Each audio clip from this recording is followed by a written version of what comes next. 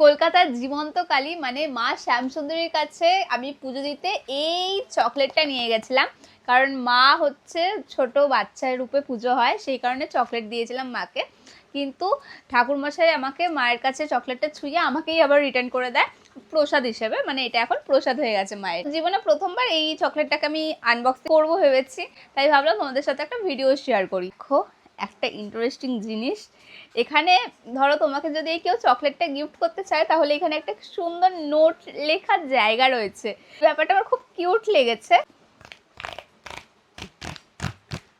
Wow, আলাদাই satisfying ছিল এটা, বইয়ের মতো।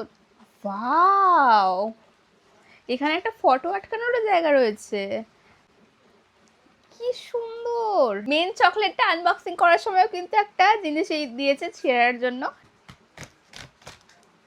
আমরা ফাইনালি পেয়ে গেছি। এই দেখো, আমি প্রথমবার পেয়েছিলাম এরকম প্যাকেট অবস্থায়, তো এই কাগজ অবস্থায় প্রথম পেলাম। দারুণ প্যাকেজিংটা, তাই না? সবাইকে দিয়ে এটা খাবো, একা খেতে পারবো না। এই দেখো কি সুন্দর কিউট হার্ট। হার্টটা বের করতে যাওয়া মানে চকলেটটা ভাঙবেই। অ্যান্ড আমি আমার হার্ট পেয়ে গেছি, কিউট লিটল হার্ট। কারা কারা এই চকলেটটা খেয়েছো অবশ্যই কমেন্ট করে জানিও।